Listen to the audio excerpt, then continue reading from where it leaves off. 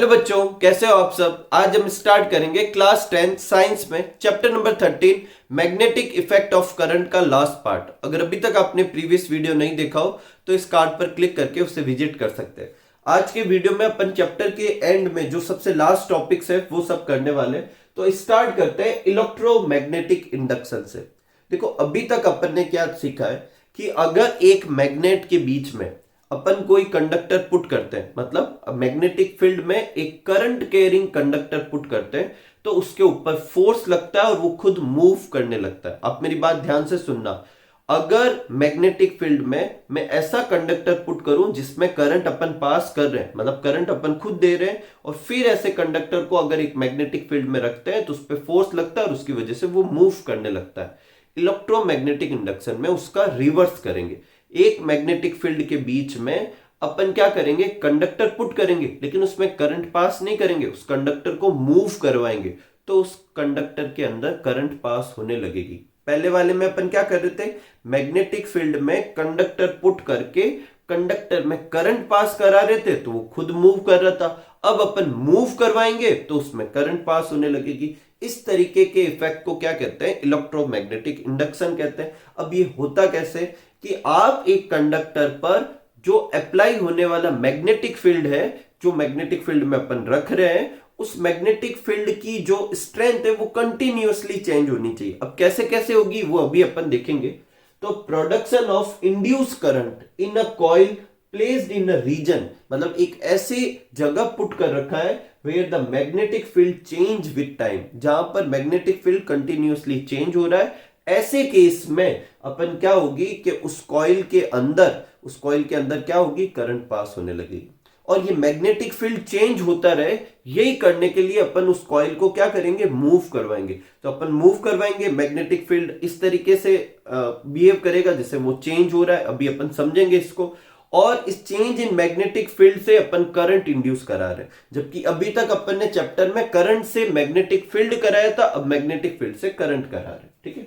Electromagnetic induction जो है, इसकी डिस्कवरी किसने की, तो माइकल फैराडे ने की। और इसे अपन इस एक्टिविटी से समझते हैं। देखो, ये अपने एक कॉइल है और इस कॉइल के अंदर अपन ने क्या किया, नीचे की तरफ एक गैल्वेनोमीटर अटैच किया है। तो इसको समझते हैं पहले। तो गैल्वेनोमीटर क्या होता है, देखो अभी तक अपन ने दो मेजरिंग इंस्ट्रूमेंट देखे, एक एमीटर और एक देखा है वोल्ट मीटर।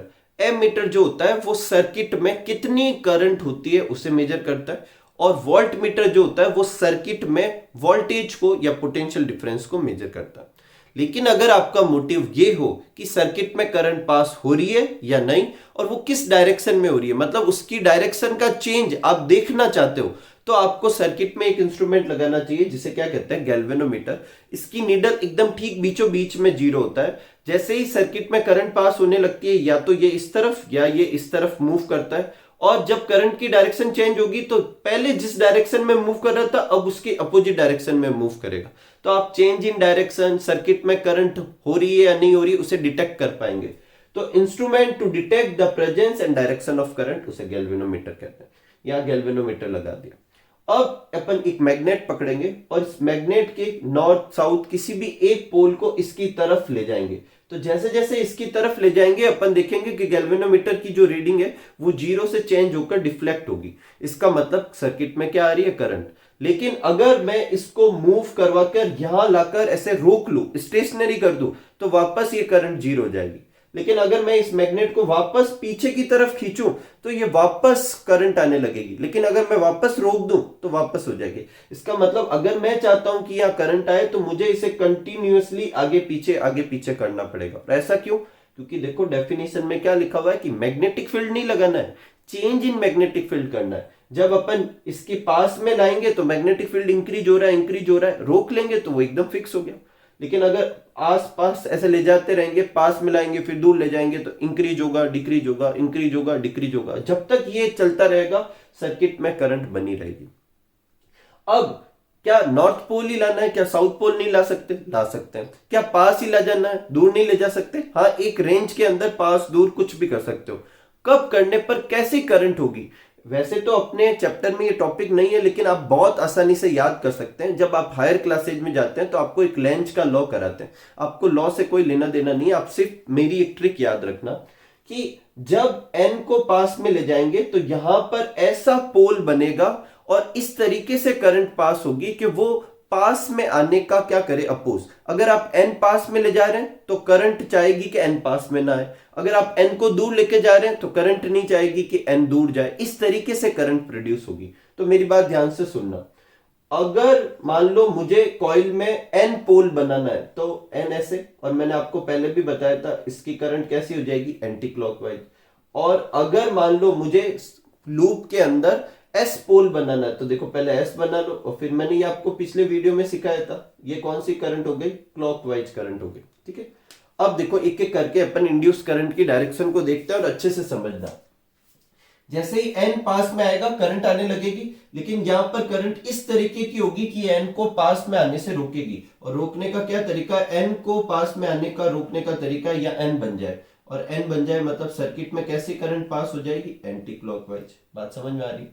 अब n को दूर ले जा रहे हैं, n को दूर ले जाएंगे तो यहां पर फिर करंट पास होगी, और वो ऐसी होगी जो n को दूर जाने से भी रोके, ना तो वो पास आने देना चाहती है ना दूर जाने देना चाहती। तो जब दूर ले जाएंगे तभी भी वो रोकेगी। अब n को दूर जाने से रोकने का तरीका है उसे अट्रैक्ट करो, और अट्रैक्ट करने के लिए यहाँ क्या बनाना पड़ेगा, s। देखो ये s बना दिया, और s बनाएंगे तो करंट कैसी होगी, क्लॉकवाइज हो जाएगी। मान लो अपन s वाला एंड पास में ला रहे थे, तो अगर s वाला एंड पास में लाएंगे तो क्या होगा, इसको पास में आने से रोकना है, रोकने का क्या तरीका है, यहाँ पर s ही बना दो। इसका मतलब अगर s एंड पास में लाओगे तो भी कैसी डायरेक्शन होगी, करंट की, क्लॉकवाइज। और अगर अपन s को दूर ले जाएंगे तो यहां पर क्या बनेगा, n, और n भी क्या करेगा, करंट की डायरेक्शन ऐसी हो जाएगी जिससे ये दूर नहीं जाएगा। मतलब कहने का मतलब है मैग्नेट पास में आए दूर में जाए, इससे करंट तो प्रोड्यूस होती है, और करंट इस तरीके से प्रोड्यूस होती है कि वो में पास में आने और दूर जाने का क्या करता है, अपोज करता है।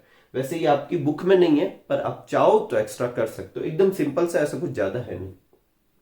नेक्स्ट अपन समझते हैं क्या इलेक्ट्रोमैग्नेटिक इंडक्शन करने का यही एक तरीका है। ये तरीका क्या है पहले अपन समझ लेते हैं कि कॉइल और मैग्नेट के बीच की डिस्टेंस चेंज होनी चाहिए, और ये करने के लिए अपन क्या क्या कर सकते हैं, कॉइल को स्टेशनरी रखें जैसे कि इस एक्टिविटी में का, और मैग्नेट को आगे पीछे मूव करवाएं। ठीक है, उल्टा भी कर सकते हैं, मैग्नेट को स्टेशनरी रखें और कॉइल को आगे पीछे मूव करवाएं, या दोनों को भी मूव करवा सकते हैं, और इस तरीके से करवा सकते हैं कि उनके बीच की डिस्टेंस चेंज होनी चाहिए। अगर ऐसा मोशन हो जिसे दो चीजों के बीच की डिस्टेंस चेंज हो तो उसे रिलेटिव मोशन कहते हैं। तो बेसिकली पहला तरीका यह है कि कॉइल और मैग्नेट के बीच में क्या कराना है, आपको रिलेटिव मोशन कराना। एक और तरीका देखेंगे इसी का ही, जब अपन मोटर और जनरेटर करते हैं तो उसमें करते हैं, अभी अपन देखेंगे, इसको अच्छे समझेंगे। तो अभी पहला तरीका क्या है, relative motion between coil and magnet क्या करता है, इलेक्ट्रोमैग्नेटिक इंडक्शन करता है। एक और तरीका है, इस मैग्नेट की जगह अपन एक करंट कैरिंग कंडक्टर ले लेते हैं या करंट कैरिंग कॉइल ले लेते हैं। ऐसा क्यों, आप सब जानते हैं करंट कैरिंग कॉइल जो होगी वो भी मैग्नेट की तरह बिहेव करेगी। क्यों, क्योंकि जब किसी कंडक्टर में से करंट पास करते हैं तो वो मैग्नेट होता है। तो अगर अपन यहाँ दो कॉइल रखें, एक कॉइल में देखो कोई सोर्स नहीं लगा रखा, अपन ने सिर्फ गैल्वेनोमीटर लगा रखा है, और दूसरी कॉइल में अपन करंट पास कर रहे हैं, तो जैसे ही करंट पास करेंगे मैग्नेट की तरह बिहेव करेगी, और वो मैग्नेटिक फील्ड इसके ऊपर लगने लगेगा। बस अपन को करना इतना है कि इस करंट की जो वैल्यू है उसको लगातार चेंज करना है। लगातार चेंज करेंगे तो जो यहां पर इंपैक्ट वाला जो मैग्नेटिक फील्ड है उसकी भी वैल्यू लगातार चेंज होगी, और अगर मैग्नेटिक फील्ड लगातार चेंज होगा तो इस कॉइल में क्या पास होने लगेगी, करंट पास होने लगेगी। ये भी एक इंडक्शन का तरीका है। तो इंडक्शन के दो तरीके हो गए, या तो आप एक कॉइल लो और उसके साथ में क्या करो, मैग्नेट को रिलेटिव मोशन कराओ, या फिर आप दो कॉइल लो और एक में आप करंट पास करो जिसे प्राइमरी कॉइल कहेंगे, और एक में आप करंट पास मत करो उसे सेकेंडरी कॉइल कहेंगे। प्राइमरी कॉइल में जैसे जैसे करंट की वैल्यू को आप चेंज करते जाओगे उससे निकलने वाला जो मैग्नेटिक फील्ड है वो भी चेंज होता जाएगा, और उस चेंज इन मैग्नेटिक फील्ड की वजह से सेकेंडरी कॉइल में क्या होगी, करंट पास होगी। ठीक है, अब मेरी बात ध्यान सुनना, अपनी बुक में एक क्वेश्चन है कि explain different ways to induce current in a coil, कि आप डिफरेंट तरीके बताओ कि एक कॉइल में करंट कैसे इंड्यूस कर सकते हैं। तो पहला तरीका है ये आपको डायग्राम बनाना है और ये लिखना है कि by relative motion between magnet and coil it change the magnetic field around the coil so current produce in a coil. मतलब पहला तरीका तो ये है और इसका ये डायग्राम बनेगा। दूसरा है placed a current carrying coil, एक कॉइल ऐसी जिसमें करंट हो जिसे प्राइमरी कॉइल कहते हैं, उसके दूसरी कॉइल के पास में रख देंगे जो कि सेकेंडरी कॉइल होगी। Change current in primary coil में अपन क्या करेंगे, करंट की वैल्यू को चेंज करेंगे, और ऐसा करने से जो मैग्नेटिक फील्ड प्रोड्यूस होगा वो भी चेंज होता रहेगा, और सेकेंडरी कॉइल पे चेंज इन मैग्नेटिक फील्ड लगेगा, जिससे सेकेंडरी कॉइल में करंट पास होगी। तो ये दो तरीके हैं। हाँ, ये फर्स्ट तरीके के भी आप अलग अलग लिख सकते हो कि आप कॉइल स्टेशनरी रखो, मैग्नेट को मूव कराओ, मैग्नेट स्टेशनरी रखो, कॉइल को मूव कराओ, दोनों को रिलेटिव मोशन कराओ, वैसे वो रिलेटिव मोशन में कवर हो गया। ठीक है, तो ये आप नोट कर लीजिए, फिर अपन आगे बढ़ते हैं। और आज की जो भी चीजें होगी वो इलेक्ट्रोमैग्नेटिक इंडक्शन पे ही बेस्ड होगी। ठीक है, आगे बढ़ते हैं और नेक्स्ट लेते हैं डायरेक्शन ऑफ इंड्यूस करंट अपन कैसे फाइंड करेंगे, और उसके लिए अपन यूज करेंगे फ्लेमिंग्स राइट हैंड रूल। इसको आप अच्छे से समझो। देखो, अपन ने प्रीवियस वीडियो में क्या किया था, फ्लेमिंग का लेफ्ट हैंड रूल इस्तेमाल में किया था, और उसमें अपन लेफ्ट हैंड को इस तरीके से अरेंज करते थे म्यूचुअली परपेंडिकुलर। अभी अपन राइट हैंड यूज करेंगे, और उसे भी अपन ऐसे कैसे म्यूचुअली परपेंडिकुलर रखेंगे, राइट हैंड की थंब, इंडेक्स फिंगर और मिडल फिंगर को। अब आप दोनों में डिफरेंस देखना और ध्यान से समझना।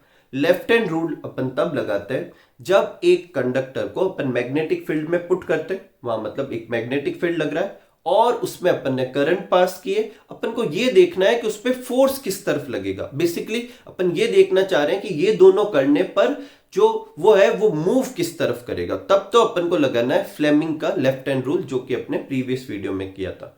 आज की वीडियो में अपन क्या कर रहे हैं, एक कंडक्टर को अपन मैग्नेटिक फील्ड में रख रहे हैं और मूव अपन खुद करवा रहे हैं। तो अपने पास दो चीजों की डायरेक्शन है, मैग्नेटिक फील्ड की डायरेक्शन है और वो किस डायरेक्शन में मोशन कर रहा है उसकी डायरेक्शन है।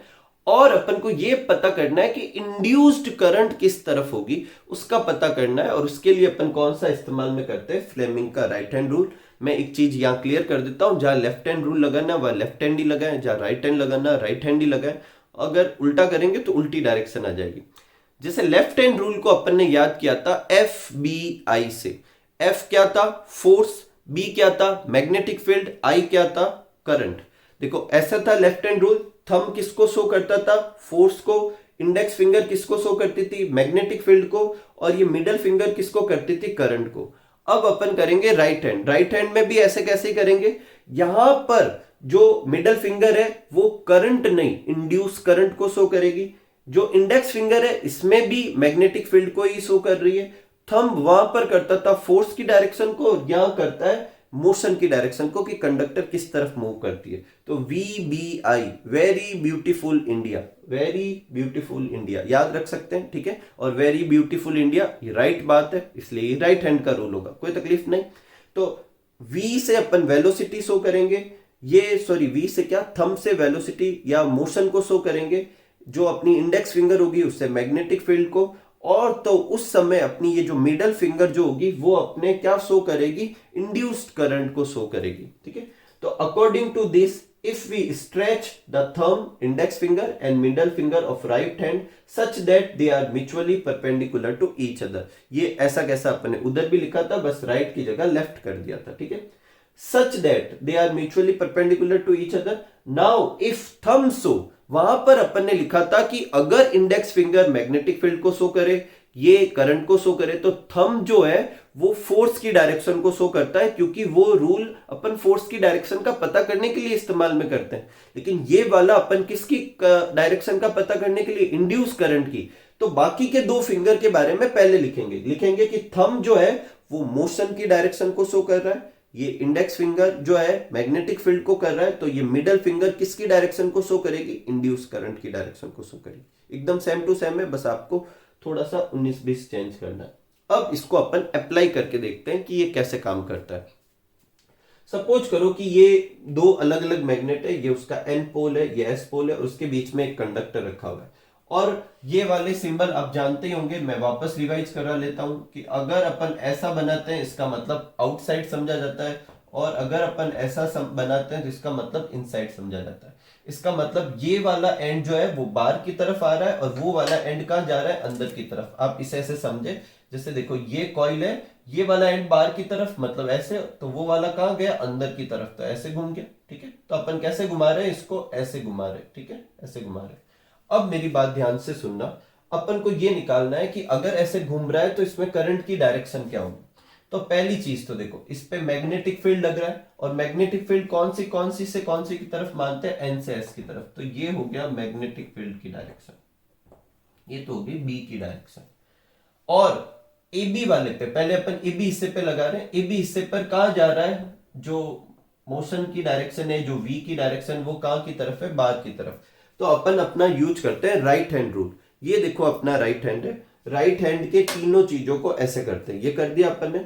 अब ये किसकी डायरेक्शन को शो करता है, मोशन की डायरेक्शन को शो करता है, जो कि क्या है, आउटसाइड। तो अपन ऐसे कर देते हैं, ये देखो थंब बाहर की तरफ हो गया, आउटसाइड हो गया।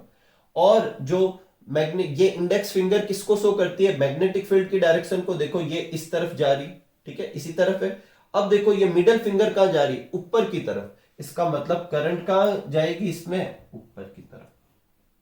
और अगर इसमें ऊपर है तो इसमें कहां जाएगी, नीचे की तरफ, ठीक है। तो इस तरीके से देखो करंट फ्लो होने लग गई।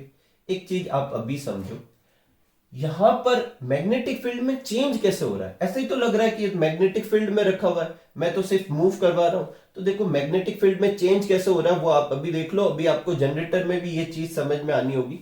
देखो अभी आपने ऐसे पुट किया हुआ है इस कॉइल को, तो डिस्टेंस कितनी है, इतनी सी है, ठीक है। तो डिस्टेंस कम है, फिर ये जब रोटेट करेगी तो ये एक स्टेट ऐसी आएगी। अब देखो डिस्टेंस कितनी हो गई, ज्यादा नहीं हो गई, ठीक है। फिर वापस ये पूरा रोटेशन कर लेगी तो वापस ऐसे आएगी, वापस डिस्टेंस कम हो जाएगी।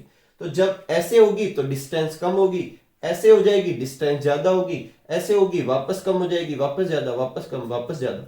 तो इस तरीके से अपन यहाँ पर रिलेटिव मोशन कराने का एक नया तरीका ढूंढ लिया अपन ने। पहले तरीके अपन ने क्या देखे थे कि कॉइल स्टेशनरी रखो, मैग्नेट को मूव कराओ। फिर अपन ने देखा मैग्नेट स्टेशनरी रखो, कॉइल को मूव कराओ। अब एक नया तरीका देखा कि मैग्नेट के बीच में, मैग्नेट पोल के बीच में अपन कॉइल रखें और उसे रोटेट करवाएं, तो भी रिलेटिव मोशन होगा, हो रहा है ना। और उससे भी मैग्नेटिक फील्ड जो है चेंजिंग की तरह बिहेव करेगा और करंट पास होगी, और करंट अपन इस वाले रूल से निकाल सकते हैं। एकदम सिंपल सा है। और इसी कंसेप्ट पे अपन क्या यूज करेंगे, इसी कंसेप्ट से अपन यूज करके जनरेटर बनाएंगे, जिसमें अपन मैकेनिकल एनर्जी को किस में कन्वर्ट करेंगे, इलेक्ट्रिक एनर्जी में, ठीक है। देखो अगला जो टॉपिक है अपना वैसे तो है जनरेटर। और जनरेटर में आपके दो टर्म आएगी कि जनरेटर जो होते हैं वो एसी जनरेटर होते हैं, डीसी जनरेटर होते हैं। तो पहले अपन देखते हैं कि एसी और डीसी क्या होते हैं, मतलब ये करंट के दो टाइप है। और फिर अपन ये देखते हैं कि अपने घरों में कौन सी करंट का इस्तेमाल होता है। तो देखो जो इलेक्ट्रिक करंट होती है वो दो तरह की हो सकती है, डायरेक्ट करंट जिसे कहते हैं डीसी, अल्टरनेटिंग करंट जिसे कहते हैं एसी। पहले लेते हैं डेफिनेशन के बारे में। तो अगर मैं करंट और टाइम के साथ ग्राफ प्लॉट करूं, तो डायरेक्ट करंट वो करंट होती है जिसकी वैल्यू और डायरेक्शन दोनों टाइम के साथ चेंज नहीं होते। सपोज कर लेता हूं कि ग्राफ में मैं यहां से प्लॉट करना स्टार्ट करता हूं, मान लो ये 10 है, इसका मतलब करंट की वैल्यू कितनी है, 10। अब आपको जैसे जैसे टाइम हो वैसे वैसे आगे बढ़ते जाना है, ना तो डायरेक्शन चेंज करनी है और ना ही वैल्यू चेंज करनी है। देखो वैल्यू कैसे चेंज नहीं हो रही, क्योंकि स्ट्रेट लाइन है। डायरेक्शन कैसे चेंज नहीं हो रही, अब डायरेक्शन तब चेंज होती जब ये ओरिजिन को पास करके दूसरी तरफ आ जाता। तो डायरेक्ट करंट वो होती है जिसका मैग्नीट्यूड और डायरेक्शन दोनों सेम रहे, उसे डायरेक्ट करंट कहते हैं। कभी कभी ऐसा होता है कि मैग्नीट्यूड चेंज होता है, उसे वेरिएबल डायरेक्ट करंट कहते हैं। लेकिन आप सिंपल रखो कि मैग्नीट्यूड और डायरेक्शन दोनों चेंज ना हो। तो फिर अल्टरनेटिंग करंट कैसी होती है, ऐसी होती है जिसकी वैल्यू और डायरेक्शन दोनों चेंज होती है। देखो यहाँ जीरो है, पहले इसकी वैल्यू बढ़ती जाएगी बढ़ती जाएगी बढ़ती जाएगी, पीक पे आएगी, फिर घटती जाएगी घटती जाएगी घटती जाएगी, जीरो हो जाएगी, फिर दूसरी तरफ डायरेक्शन हो जाएगी, फिर वापस बढ़ेगी, फिर वापस घटेगी, फिर वापस बढ़ेगी, फिर वापस घटेगी। तो टाइम के साथ में इसकी वैल्यू और डायरेक्शन दोनों चेंज होती जा रही है। और ऐसी करंट को क्या कहते हैं, अल्टरनेट करंट कहते हैं। इसे शॉर्ट में डीसी लिखते हैं, इसे शॉर्ट में एसी लिखते हैं।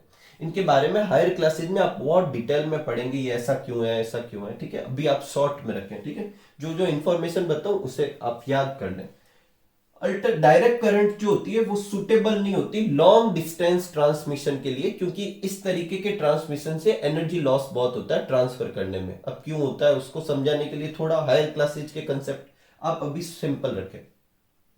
अल्टरनेट करंट जो होती है वो लॉन्ग डिस्टेंस ट्रांसमिशन के लिए अच्छी होती है। डायरेक्ट करंट जो होती है अल्टरनेट करंट के कंपेयर में, मतलब ऐसे यूज करना थोड़ा ज्यादा कॉस्टली पड़ेगा, अल्टरनेट करंट लेस कॉस्टली होती है, ठीक है। तो ये अपने डायरेक्ट और अल्टरनेट करंट है। अब कहां पर अपने घरों में डायरेक्ट करंट है और कहां पर अल्टरनेट करंट है? तो देखो, अपन जो पेंसिल सेल इस्तेमाल में करते हैं या कोई भी ऐसे बैटरीज वगैरह इस्तेमाल करते हैं, तो उससे जो करंट आती है वो डायरेक्ट करंट होती है। और अपने घरों में जो बोर्ड से, जो इलेक्ट्रिक बोर्ड से जो करंट आ रही है, वो कौन सी करंट है? वो अल्टरनेट करंट है। कौन सा है? Alternate current. तो अपने घरों के ज्यादातर इंस्ट्रूमेंट जो है वो अल्टरनेट करंट पे बिहेव कर रहे हैं, वर्क कर रहे हैं, अनलेस अपन कोई बैटरी वगैरह इस्तेमाल नहीं करते। एक और चीज, अगर कोई इंस्ट्रूमेंट डायरेक्ट करंट पे काम करने के लिए बनाया गया है, तो उससे भी आप अल्टरनेट करंट से इस्तेमाल कर सकते हैं। कैसे? उस इंस्ट्रूमेंट के अंदर एक कोई कन्वर्टर लगा होगा जो अल्टरनेटिंग करंट को किस में कन्वर्ट कर देता है? डायरेक्ट करंट में। हायर क्लासेज में इसे रेक्टिफायर के नाम से पढ़ाया जाता है। तो ये अल्टरनेटिंग और डायरेक्ट करंट है। अब जब अपन जनरेटर करेंगे, तो अगर जनरेटर ऐसा है जो भी चीज है मैकेनिकल एनर्जी को अगर एसी में कन्वर्ट करता है तो उसे एसी जनरेटर कहेंगे, और अगर डीसी में कन्वर्ट करता है तो उसे डीसी जनरेटर कहेंगे। कोई तकलीफ नहीं, तो आप ये नोट कर लीजिए। फिर अपन स्टार्ट करते हैं। बहुत ही इंपॉर्टेंट टॉपिक है जनरेटर। आगे बढ़ते हैं और लेते हैं इलेक्ट्रिक जनरेटर के बारे में। देखो, इससे पहले अपन ने इलेक्ट्रिक मोटर की थी प्रीवियस वीडियो में। और इलेक्ट्रिक मोटर में क्या होता है कि अपन इलेक्ट्रिक एनर्जी उस डिवाइस को प्रोवाइड करवाते हैं, और वो उस इलेक्ट्रिक एनर्जी को किस में कन्वर्ट कर देता था? मैकेनिकल एनर्जी में। ठीक है, किस में कन्वर्ट करता था? मैकेनिकल एनर्जी में। जनरेटर में अपन जस्ट रिवर्स करेंगे, मैकेनिकल एनर्जी अपन प्रोवाइड करवाएंगे और वो किस में कन्वर्ट करेगा? उसे इलेक्ट्रिक एनर्जी में कन्वर्ट करेगा। तो वो डिवाइस जो मैकेनिकल एनर्जी को इलेक्ट्रिक एनर्जी में कन्वर्ट करती है, उसे अपन क्या कहते हैं? इलेक्ट्रिक जनरेटर कहते हैं। अब क्योंकि इलेक्ट्रिसिटी जो होती है वो दो तरह की होती है, एक अल्टरनेटिंग करंट अभी अपन ने देखा था, और एक क्या होती है? Direct current. तो अगर जनरेटर ऐसा है जो मैकेनिकल एनर्जी को अल्टरनेटिंग करंट में कन्वर्ट कर रहा है, तो उसे अपन क्या कहेंगे? AC generator. और अगर जनरेटर ऐसा है जो मैकेनिकल एनर्जी को डायरेक्ट करंट में कन्वर्ट कर रहा है, तो उसे अपन क्या कहेंगे? DC generator. क्या कहेंगे? DC generator. अपनी बुक में ऐसे क्लियर कट हेडिंग नहीं है, लेकिन दोनों के बारे में डिस्क्रिप्शन है। तो जो अपन पहले कर रहे हैं वो कौन सा जनरेटर है? वो एक तरह का एसी जनरेटर है। ठीक है, तो electric device which convert mechanical energy into electric energy, और ब्रैकेट में अगर एसी लिख देंगे तो ये कौन सा जनरेटर हो जाएगा? ये अपने इलेक्ट्रिक जनरेटर तो होगा, लेकिन कौन सा जनरेटर होगा? एसी जनरेटर हो जाएगा। ठीक है, बात समझ पा रहे हैं आप? अब अपन देखते हैं कि ये किस प्रिंसिपल पे वर्क करता है। तो इलेक्ट्रिक मोटर जो थी वो इस प्रिंसिपल पे वर्क कर रही थी कि अगर अपन मैग्नेट के बीच में एक कॉइल रखे और उस कॉइल में अपन इलेक्ट्रिक करंट पास करें, तो वो कॉइल रोटेट होने लगती है। ये किसका फंक्शन था या प्रिंसिपल था? इलेक्ट्रिक मोटर का था। जनरेटर में जस्ट उल्टा होगा। जनरेटर में क्या होगा? ये मैग्नेट है और इस मैग्नेट के बीच में अपन को एक कॉइल रखकर उसे खुद रोटेट करवाना है। जैसे ही अपन उसे रोटेट करवाएंगे तो मैग्नेटिक फील्ड कंटिन्यूअसली क्या होगा? चेंज होगा। क्यों चेंज होगा? कि देखो, अभी ये बीच में डिस्टेंस इतनी है, जब ये घूमेगी तो इस कंडीशन में आ जाएगी, ऐसे डिस्टेंस बढ़ जाएगी, फिर वापस रोटेट करेगी तो ऐसे ही आ जाएगी। और बार बार इसकी डिस्टेंस चेंज होने की वजह से इसके ऊपर क्या होगा? रिलेटिव मोशन होने लगेगा। और अभी अपन ने देखा था कि अगर मैग्नेट और कॉइल के बीच में रिलेटिव मोशन होता है तो उसमें इंडक्शन की वजह से क्या होती है? इंड्यूस करंट आने लगती है। तो इलेक्ट्रिक जनरेटर जो होता है इलेक्ट्रोमैग्नेटिक इंडक्शन पे बेस्ड होता है। It means when we change magnetic field around a coil, induce current is produce. ठीक है, अब अपन को इसका कंस्ट्रक्शन देखना है कि इसमें क्या क्या है। तो ऑलमोस्ट इसका कंस्ट्रक्शन किसके जैसा है? इलेक्ट्रिक मोटर के जैसा ही है। देखो, इलेक्ट्रिक मोटर में भी अपन एक फील्ड मैग्नेट लेते हैं, यहाँ पर भी एक फील्ड मैग्नेटिक लेते हैं, और उसका फंक्शन वहाँ पर भी क्या था? मैग्नेटिक फील्ड जनरेट करना। यहाँ पर भी होगा मैग्नेटिक फील्ड जनरेट करना। उसके बाद एक आर्मेचर लेंगे। आर्मेचर की कॉइल ये जो सेंटर में जो है, ये अपन ने मोटर में भी यूज की थी। रेक्टेंगुलर कॉइल होती है, ठीक है, इंसुलेटेड कॉपर वायर की बनी होती है, मैग्नेट के दो पोल के बीच में रखते हैं, और इस तरीके से रखते हैं कि मैग्नेटिक फील्ड क्या लगे? परपेंडिकुलर लगे। किसके? ए बी और सी डी के। कैसे? देखो, एन से एस की तरफ अपन क्या लेंगे? मैग्नेटिक फील्ड की डायरेक्शन, क्योंकि वो एन से एस की तरफ ही होती है। ए बी कैसे जा रहा है? देखो ऐसे, तो ये परपेंडिकुलर हो गया, और ये सी डी के भी परपेंडिकुलर है। तो इस तरीके से आर्मेचर को पुट करना है कि वो मैग्नेटिक फील्ड के क्या रहे? परपेंडिकुलर रहे। ठीक है, तीसरा जो पोर्शन है वो है स्लिप रिंग। देखो जनरेटर में दो जनरेटर है, एक एसी जनरेटर है और एक डीसी जनरेटर है। दोनों की फंक्शनिंग सिर्फ इसी पार्ट पे चेंज होती है। एसी जनरेटर में अपन स्लिप रिंग यूज करते हैं और डीसी जनरेटर में अपन स्प्लिट रिंग यूज करते हैं, जिसे कम्यूटेटर कहते हैं, जैसा कि अपन ने मोटर में यूज किया था। ठीक है, तो एसी जनरेटर में अपन क्या यूज करते हैं, स्लिप रिंग।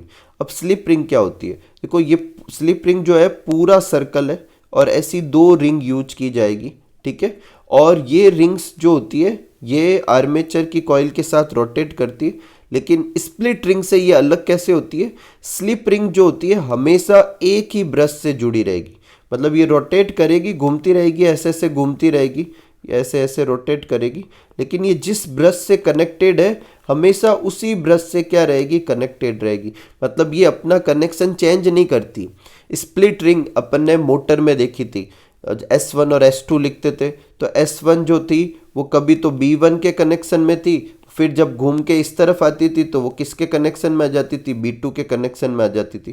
देखो अपन कैसे बनाते थे, ऐसे बनाते थे, ये S1 और ये S2, यहाँ पे B1 और ये B2 था। जब ये इस तरफ थी तो B1 के कनेक्शन में थी, घूम के इस तरफ आएगी तो ये B2 के कनेक्शन में हो जाएगी। S2 अभी B2 के कनेक्शन में, जब घूम के इस तरफ आएगी तो वो B1 के कनेक्शन में हो जाएगी। ऐसा किस में होता है, स्प्लिट रिंग में होता है। स्लिप रिंग में ऐसा नहीं होता। स्लिप रिंग देखो ये B1 जो है किसके टच में, S1 के। ये S1 घूमती रहेगी और ये पूरी रिंग है तो हमेशा किसके टच में रहेगी, B1 के ही टच में रहेगी। और S2 स्लिप रिंग जो है हमेशा घूमती रहेगी, लेकिन वो हमेशा किसके टच में रहेगी, B2 के टच में रहेगी। तो A and D of the armature coil connected separately to two slip ring S1 and S2. They rotate along with coil and make contact with almost always same brush. वो हमेशा same brush के साथ में contact रखती है। जबकि जब भी आप स्प्लिट रिंग यूज करोगे, जैसा कि अपन डीसी जनरेटर में भी यूज करेंगे, मोटर में भी यूज करेंगे, वो अपना कांटेक्ट चेंज करती रहती है, कभी B1 के साथ कभी B2 के साथ। लेकिन ऐसा यहाँ पर नहीं होगा। अभी इसकी वर्किंग को और अच्छे से समझ में आएगा आपको। फिर है ब्रश। ब्रश का डिस्क्रिप्शन वही है जो अपन ने मोटर में किया था। ठीक है, slip rings are connected to two stationary conducting brush. हमेशा याद रखो ब्रश कभी भी रोटेट नहीं करते, ये स्टेशनरी होते हैं, कंडक्टिंग होते हैं। ठीक है, और ये क्या करते हैं, जनरली किसके बने होते हैं, ग्रेफाइट और कार्बन के बने होते हैं। अब ये वर्क कैसे करेगा उसको अपन समझते हैं। ठीक है, तो अब लेते हैं अपन वर्किंग। ठीक है, तो एक जो एसी जनरेटर है वो वर्क कैसे करता है तो अच्छे से समझना। देखो, when a coil rotate between magnetic field continuously change. और इसको मैं आपको बार बार समझा चुका हूं कि मैग्नेटिक फील्ड चेंज कैसे हो रहा है, कि अगर ये कॉइल है तो देखो पहले डिस्टेंस कम होगी, जब ऐसे कर दोगी तो डिस्टेंस बढ़ेगी, फिर वापस ऐसे घूम जाएगी तो डिस्टेंस कम होगी। तो कॉइल जो है वो मैग्नेट के बीच में रोटेट करने से उसकी जो डिस्टेंस है मैग्नेट के पोल के साथ, जब ऐसे होती है तो डिस्टेंस कम होती है, और ऐसे बढ़ेगी तो डिस्टेंस ज्यादा बन जाएगी, और फिर वापस होगी तो डिस्टेंस कम हो जाएगी। तो उसके रोटेट करने से डिस्टेंस कंटिन्यूअसली चेंज हो रही है। और क्योंकि डिस्टेंस कंटिन्यूअसली चेंज हो रही है, इसको रिलेटिव मोशन मानेंगे। और मैग्नेट और कॉइल के बीच में रिलेटिव मोशन होगा तो मैग्नेटिक फील्ड चेंज होगा, और चेंज होगा तो उसमें करंट पास होगी, मतलब करंट पास होने लगेगी। अब मान लेते हैं कि अपन जो रोटेट करा रहे हैं वो कैसे करा रहे हैं, क्लॉकवाइज रोटेट करा रहे हैं। मतलब ये ऐसे ऐसे है, इसको अपन ऐसे रोटेट करवा रहे हैं। ठीक है, तो ये अपन रोटेशन स्टार्ट करते हैं। मतलब ये वाला एंड ऊपर की तरफ जा रहा है और ये वाला एंड नीचे की तरफ जा रहा है। देखो, ये वाला मान लेते पार्ट ए बी का है, और ये वाला पार्ट कौन सा है, सी डी का है। तो पहले ये ए बी इस तरफ है, सी डी इस तरफ है। जब रोटेट कराएंगे तो आधे राउंड तक ए बी इधर से इधर आ जाएगा, फिर ए बी इधर आ जाएगा और सी डी इधर आ जाएगा। अपन को पहले हाफ का समझना है। ठीक है, तो फर्स्ट हाफ में क्या हो रहा है उसे समझेंगे।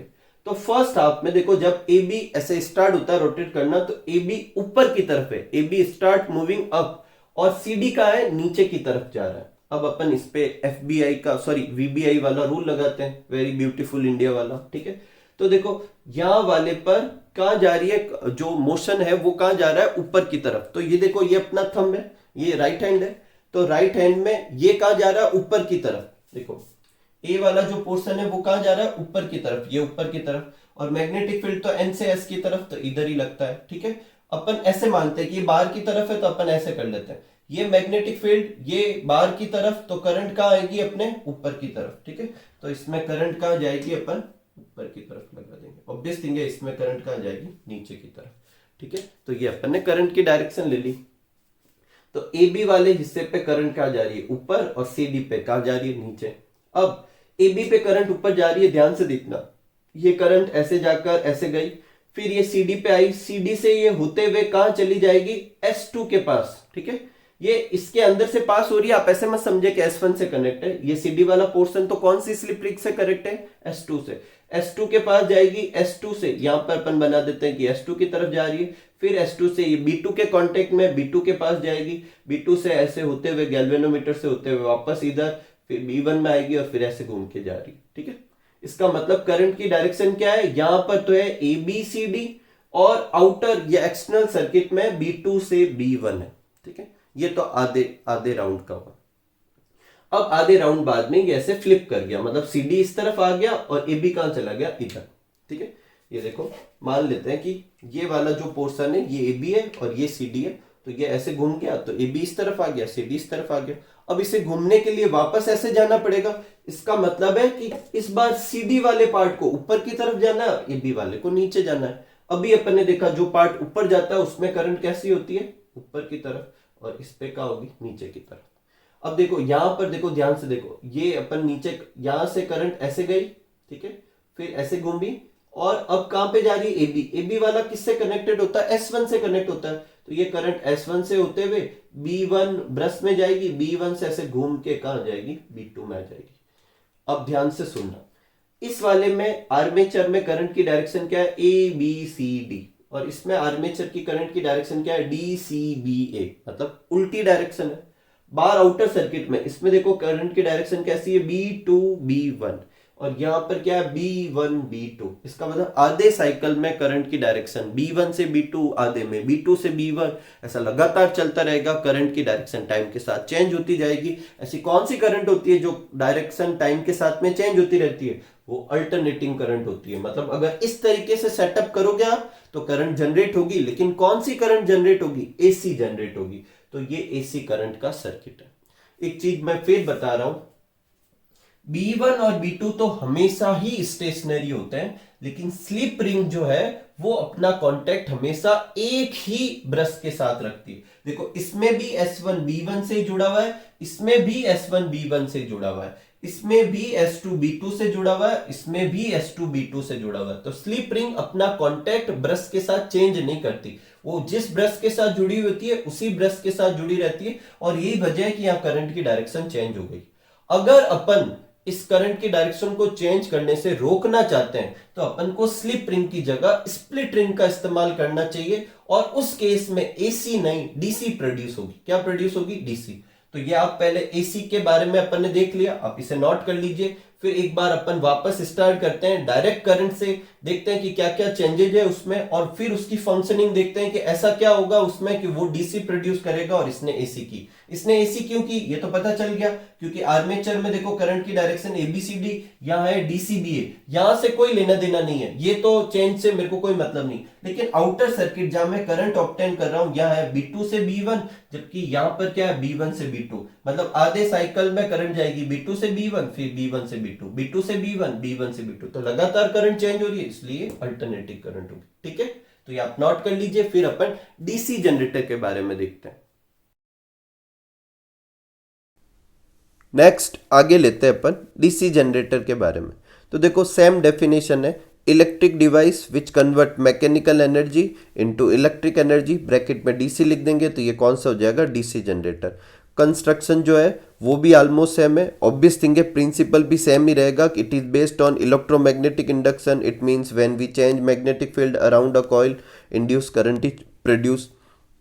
कंस्ट्रक्शन भी सेम है। देखो इसमें भी क्या कर रहे हैं अपन, फील्ड मैग्नेट यूज कर रहे हैं, और वो का वही काम है, फील्ड मैग्नेट का क्या करेगी, जनरेट मैग्नेटिक फील्ड। इसमें भी एक आर्मेचर कॉइल का इस्तेमाल करेंगे, वही ABCD, और वो आर्मेचर कॉइल क्या होनी चाहिए, मैग्नेटिक फील्ड के इस तरीके से पुट करनी चाहिए मैग्नेटिक फील्ड के अंदर कि उसका AB और CD जो है वो मैग्नेटिक फील्ड के क्या रहे, परपेंडिकुलर रहे। ठीक है, तो ये तो वो का वही डिस्क्रिप्शन है, सिर्फ यहाँ पर चेंज है। देखो यहाँ पर जहाँ स्लिप रिंग यूज करते थे, दो रिंग थी अलग सेपरेट, वहां पर अपन क्या यूज कर रहे हैं, स्प्लिट रिंग, मतलब एक ही रिंग के दो टुकड़े यूज कर रहे हैं।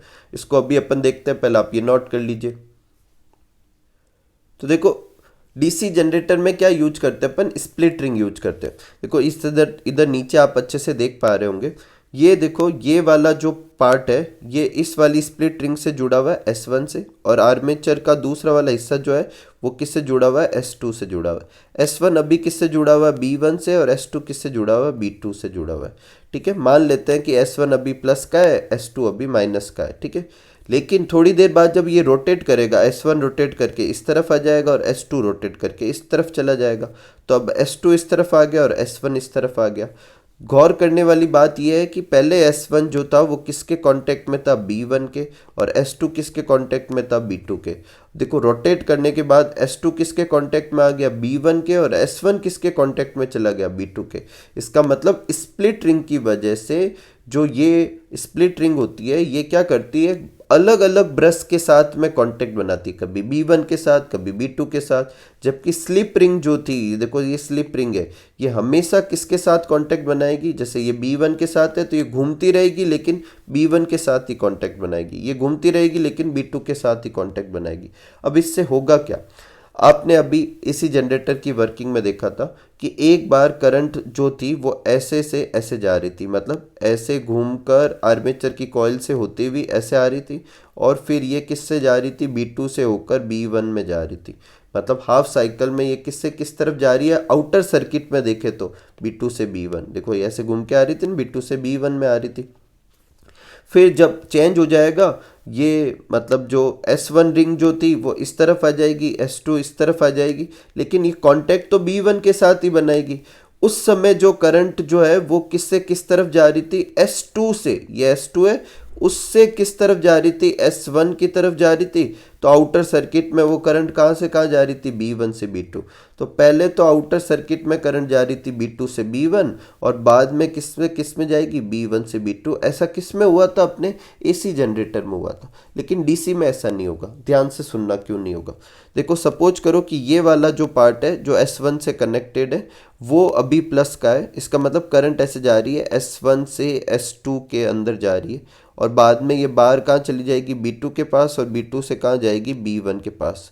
तो मतलब पहले किससे किस में जा रही है, B2 टू B1 जा रही है। ठीक है, अब लेकिन थोड़ी देर बाद में ये जो स्लिप रिंग है ये अपनी पोजीशन चेंज कर लेती है। बाद में पहले करंट S1 से S2 में जा रही थी, बाद में S2 से S1 में जा रही है, लेकिन इन्होंने अपनी पोजीशन फ्लिप कर ली।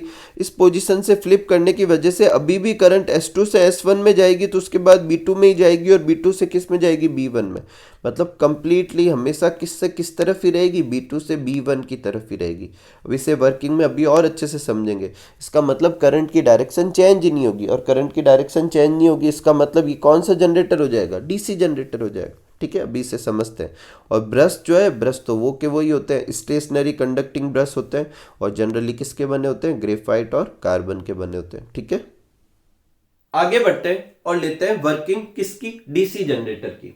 तो देखो यहां पर भी स्टार्टिंग पैरा वैसा ही लिखना है जैसा कि एसी में लिखा था कि when coil rotate between magnetic field continuously changes due to its induce current. ठीक है, यहां पर भी फर्स्ट और सेकंड हाफ होगा, पर यहां पर कुछ बदल जाएगा, और वो बदलेगा इस वजह से क्योंकि यहां पर अपन ने स्लिप रिंग इस्तेमाल में नहीं की, एक ही रिंग का इस्तेमाल किया, उसके दो टुकड़े हैं, उसे स्प्लिट रिंग या कम्यूटेटर कहते हैं। ठीक है, तो कम्यूटेटर का इस्तेमाल किया। तो देखो स्टार्ट वैसे ही होगा, जैसे ही घूमने लगेगा तो ईबी कहाँ जाएगा, ऊपर की तरफ, और सीडी कहाँ जाएगा, नीचे की तरफ। और यहाँ पर कुछ ज्यादा चेंज नहीं होगा, ईबी ऊपर की तरफ जाएगा तो अपन को पता है कि इस पे कैसी करंट आएगी, ऐसे। वो अपन किससे निकाल सकते हैं, राइट हैंड रूल से निकाल सकते हैं। और इसमें कहाँ जाएगी, नीचे। ऐसा कैसा एसी जनरेटर में भी हुआ था, मतलब जो डायरेक्शन है वो क्या आ रही है, आर्मेचर में ABCD आ रही है, यहां तक कोई तकलीफ नहीं। और ये जो है CD जो है किससे कनेक्टेड है, इस वाली रिंग से जुड़ा हुआ है, ये मान लेते हैं S2 है, और ये क्या है, S1 है। Split ring first, split ring second. तो ये S2 से जुड़ा हुआ है, S2 B2 से जुड़ा हुआ है, तो करंट कहाँ चली जाएगी, B2 में, और B2 से कहाँ जाएगी, B1 में। तो आउटर सर्किट में कहाँ से कहाँ जाएगी, B2 से B1 में। अभी तक तो कुछ ज्यादा बदलाव नहीं हुआ।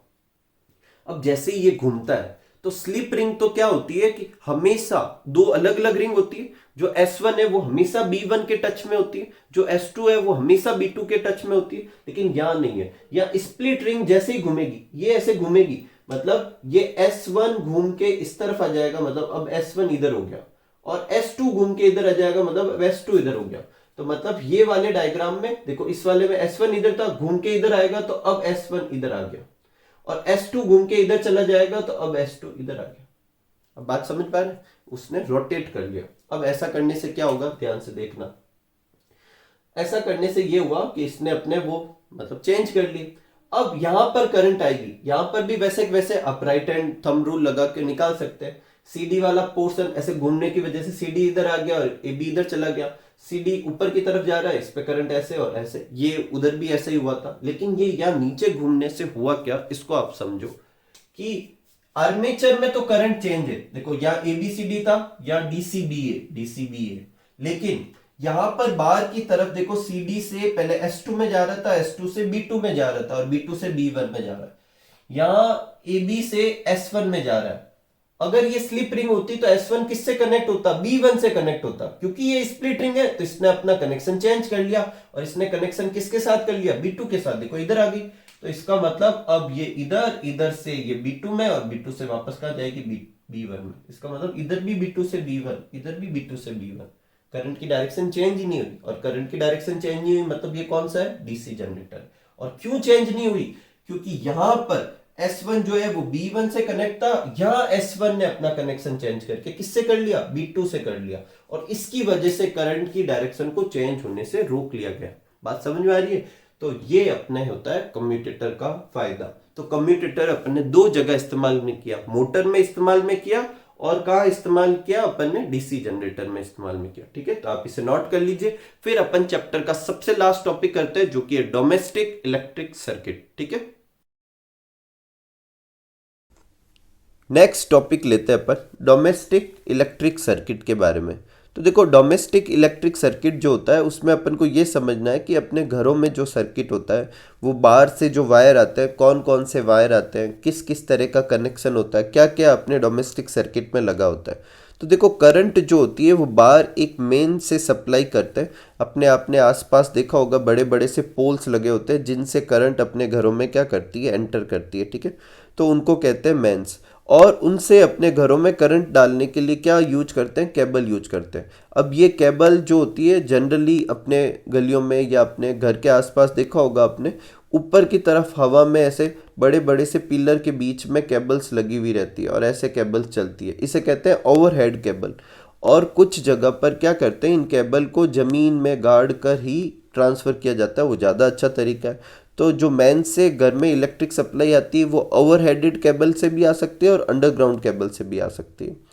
फिर एक बार जब वो घर तक आ जाती है तो उस समय अपने एक वायर जो होता है वो घर में इलेक्ट्रिक करंट को सप्लाई करता है। देखो ये वायर जो है, ये देखो अपने घरों में सारे अप्लाइंसेज के अंदर क्या कर रहा है, इलेक्ट्रिक करंट क्या कर रहा है, सप्लाई कर रहा है। ये जो वायर है इसे जनरली इसके ऊपर रेड कलर का इंसुलेशन किया जाता है, मतलब प्लास्टिक की कोटिंग होती है इलेक्ट्रिक वायर के ऊपर, वो रेड कलर की होती है। और इस वायर को क्या कहते हैं, लाइव वायर, और आप इसे पॉजिटिव वायर भी समझ सकते हैं। फिर ये क्या करता है, ये सप्लाई दे रहा है घर में हर एक डिवाइस के अंदर। देखो ये डिवाइस हर एक अप्लाइंसेज के अंदर जा रही है। यहाँ से वापस सर्किट को कंप्लीट करने के लिए यहाँ से करंट वापस ऐसे रोटेट करके वापस यहाँ जाएगी। तो वो ले जाने के लिए एक और वायर होता है जिसे क्या कहते हैं, न्यूट्रल वायर। क्या कहते हैं, न्यूट्रल वायर। ऐसा नहीं है कि ये न्यूट्रल वायर है तो इसमें करंट के झटके नहीं आते, इसमें भी आते हैं, तो कभी भी अपन बेवकूफ़ी नहीं करनी है। तो लाइव वायर जो होता है इसके ऊपर जनरली इंसुलेशन जो होता है वो रेड कलर के प्लास्टिक से किया जाता है, जबकि न्यूट्रल वायर पे ये जो इंसुलेशन होता है वो ब्लैक कलर से किया जाता है। लाइव वायर को आप प्लस का समझ सकते हैं, न्यूट्रल वायर को आप माइनस के। देखो लाइव वायर से करंट जाएगी अप्लाइंसेज के अंदर और न्यूट्रल वायर से वापस आ जाएगी। ठीक है, तो ये अपना सर्किट कंप्लीट हो जाएगा।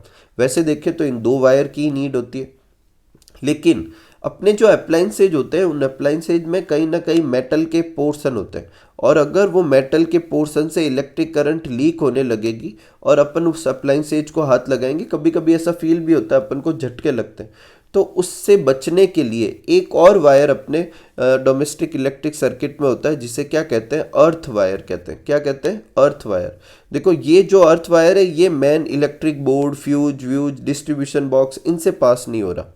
ठीक है, ये अर्थ वायर जो होता है जनरली ग्रीन इंसुलेशन मतलब प्लास्टिक से होता है। तो ग्रीन कलर का जो वायर होता है जनरली वो अर्थ वायर, रेड कलर होता है जो लाइव वायर, और ब्लैक कलर का होता है जो न्यूट्रल वायर। अर्थ वायर क्या काम करता है, ये देखो, ये जो मेटेलिक पार्ट होते हैं उनसे कनेक्ट कर देते हैं और इसका दूसरा एंड ग्राउंडेड कर देते हैं, मतलब अर्थ के अंदर एक मेटल प्लेट से कनेक्ट कर देते हैं, ताकि अगर यहाँ से कोई चार्ज लीक हो तो वो यहाँ से होता हुआ कहाँ पर चला जाए, वो अर्थ के अंदर जो डाला हुआ है मेटल प्लेट उसके अंदर चला जाए। एक तरीके से अपन ऐसा समझ सकते हैं कि वो अगर कोई लीक होता है तो वो ग्राउंड के अंदर चला जाएगा, तो अपन को झटके नहीं लगेंगे। तो ये एक सेफ्टी मेजर है, मतलब ऐसा नहीं है कि आपको कंपलसरी लगाना ही पड़ेगा, लगाना चाहिए, लेकिन कंपलसरी कौन से है, लाइव वायर और न्यूट्रल वायर, क्योंकि इनके बिना तो सर्किट कंप्लीट ही नहीं होगा। अर्थ वायर एक सेफ्टी मेजरमेंट है कि भाई झटके वगैरह ना लगे, इसके लिए लगाया जाता है। इसके अलावा लाइव वायर और न्यूट्रल वायर देखो अपने घरों में एक बोर्ड से होके जा रहे हैं, और लाइव वायर देखो यहाँ से होके गुजर रहा है, और इसके बीच में जो ये वाला पोर्शन लगा हुआ है ये है फ्यूज। अगर लाइव वायर जितनी स्पेसिफाइड करंट है उससे ज़्यादा करंट का अंदर चला जाए, क्या कहते हैं, करंट चली जाए, तो फिर ये फ्यूज क्या होता है, मेल्ट होके टूट जाएगा और आगे करंट ही पास नहीं होगी, अपने इक्विपमेंट कैसे रहेंगे, सेफ रहेंगे। तो ये भी फ्यूज भी एक सेफ्टी मेजर में आते हैं। तो अपने डोमेस्टिक सर्किट में कितने सेफ्टी मेजर यूज किए, अपने 2 सेफ्टी मेजर यूज किए, एक अर्थ वायर किया और एक कौन सा किया, फ्यूज का इस्तेमाल किया। ठीक है, अब ये लाइव वायर जो है सप्लाई कहाँ से, पहले तो फ्यूज के बाद में कहाँ से जाती है, इलेक्ट्रिक मीटर। इलेक्ट्रिक मीटर क्या बताता है, ये बताता है आपने कितनी इलेक्ट्रिसिटी कंज्यूम की, और वो अपन किस में मेजर करते हैं, KWH में। प्रीवियस चैप्टर के वीडियो में अपन ने ये देखा था। ठीक है, बिल कैसे निकालते हैं वो भी अपन ने देखा था। तो फिर इलेक्ट्रिक मीटर के अंदर से जाता है। उसके बाद एक डिस्ट्रीब्यूशन बॉक्स लगा होता है, अपन ने ऐसे MCB के नाम से जानते हैं। ठीक है, वो अलग अलग जगह पर क्या करता है, वायर को सप्लाई करता है, उनके अलग से स्विच भी दे देता है।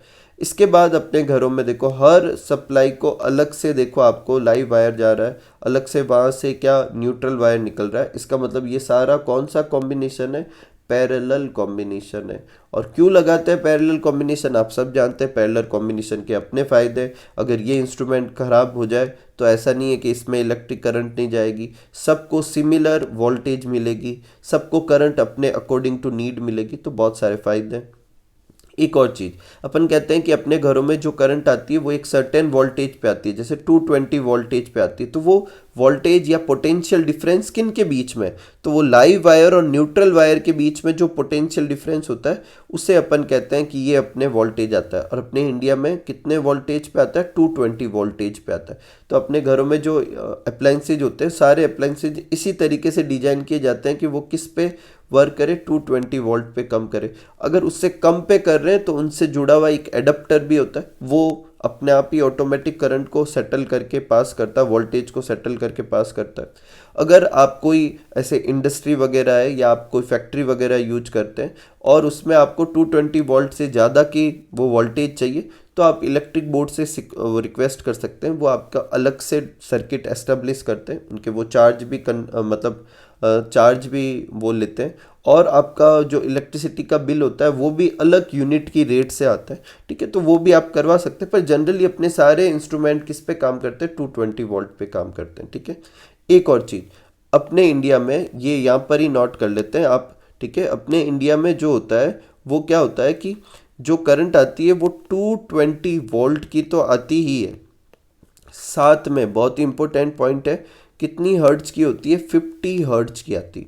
ये पूछते हैं, ये तो है वोल्टेज की रीडिंग।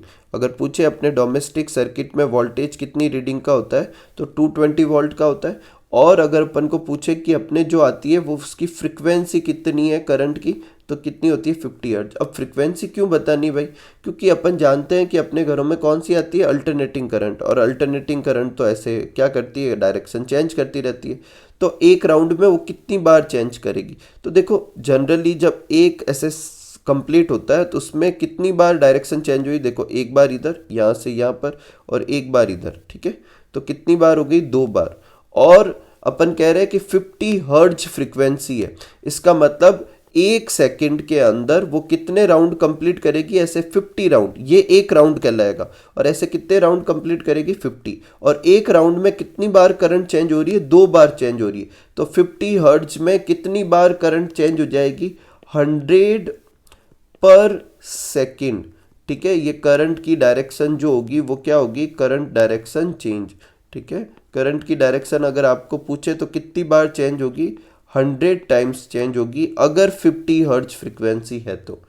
डबल क्यों किया, क्योंकि एक राउंड में 2 बार चेंज होती है। एक और चीज़ कि कुछ कंट्री जैसे यूएस जो है, ऐसी कंट्री में जो करंट जो होती है वो 60 हर्ट्ज की इस्तेमाल में की जाती है। वहाँ के अप्लाइंसेज इसी तरीके से सेट किए जाते हैं कि वो 60 हर्ट्ज पे काम करे, अपने यहाँ 50 हर्ट्ज पे। अगर वहाँ 60 हर्ट्ज पे कर रहे हैं तो करंट की डायरेक्शन कितने टाइम्स चेंज होगी, 120 टाइम्स चेंज हो जाएगी पर सेकेंड। ठीक है, कोई तकलीफ नहीं। एक और इम्पोर्टेंट चीज़ अपन को जो है वो याद रखनी है, अपने घरों में जो करंट आती है वो कितने एम्पियर की आती है। तो जो सॉकेट जो होते हैं अपने 2 लगाए रखते हैं, ये आप अच्छे से नोट कर लेना, इसी डायग्राम के नीचे कर लेना।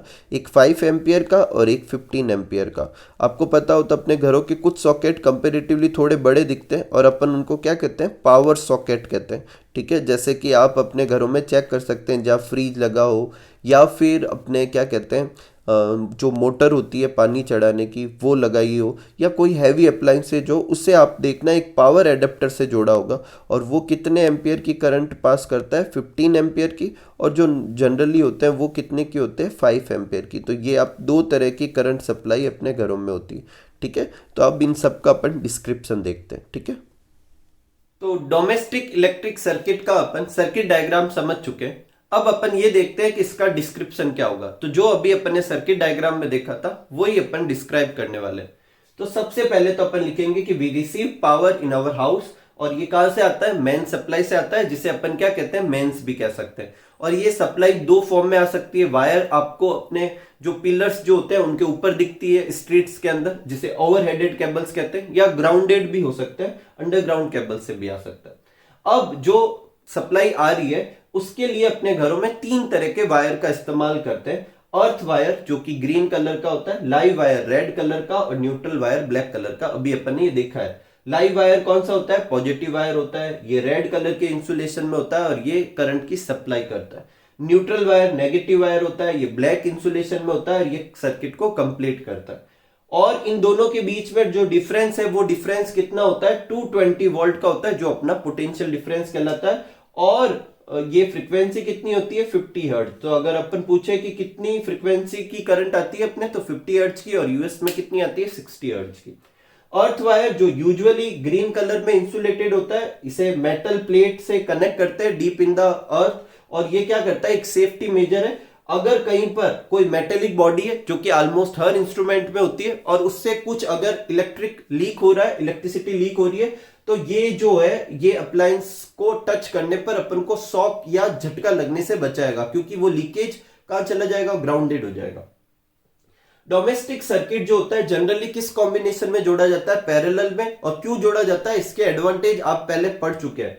अब देखो यहां पर भी कुछ लिखे हुए हैं। एक तो इसलिए जोड़ा जाता है कि देखो ईच अप्लायंसेज है separate switch on end of, आपको पता है पैरेलल में ये कर सकते हैं। ईच अप्लायंस जो होगा वो इक्वल पोटेंशियल डिफरेंस गेन करेगा, और करंट जो होगी वो क्या होगी, अपने अपने हिसाब से ऑब्टेन करेंगे, और किसी एक के खराब होने का कोई इफेक्ट भी नहीं होगा। ये पैरेलल के एडवांटेज है, इसलिए अपन को सर्किट जनरली कैसे जोड़े जाते हैं, पैरेलल कॉम्बिनेशन में जोड़े जाते हैं। नेक्स्ट है ओवरलोडिंग, और इसी में एक और चीज आएगी, शॉर्ट सर्किट। बहुत पूछे जाते हैं एग्जाम में, चैप्टर के सबसे लास्ट में दे रखा है, लेकिन बहुत ही इंपॉर्टेंट क्वेश्चन है।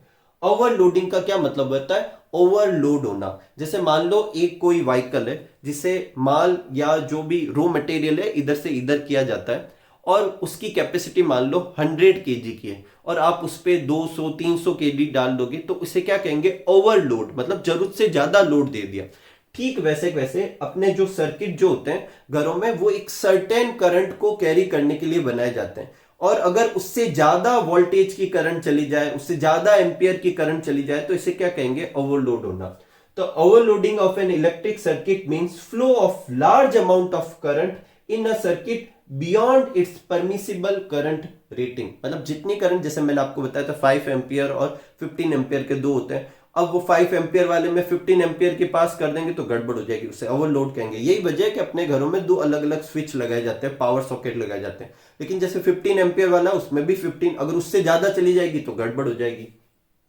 तो ओवरलोड का क्या मतलब होता है कि इलेक्ट्रिक सर्किट में जितनी करंट की मतलब परमिशन दे रखी है उससे भी ज्यादा चली जाए तो इसे ओवरलोड कहते हैं। अब कब कब होता है ओवरलोड, तो अपनी बुक में 3 कारण लिखे हुए हैं। पहला है कि आपने एक ही अप्लायंसेज से ऐसे वायर लगाकर, अपन होते हैं ना, एक स्विच होता है उसमें अपन वो एक कनेक्टर डाल देते हैं जिसमें अपन बहुत सारे अप्लायंसेज जोड़ सकते हैं, लेकिन वो जनरली छोटे मोटे अप्लायंसेज के लिए। आपने उस पर एक डाल दिया और उसमें जो बोर्ड था उसमें 4 स्विच थे और उससे चारों से कोई बड़े बड़े गैजेट जोड़ दिए, तो फिर वो क्या हो सकता है, ओवरलोड हो सकता है। तो connecting too much appliances to a single socket.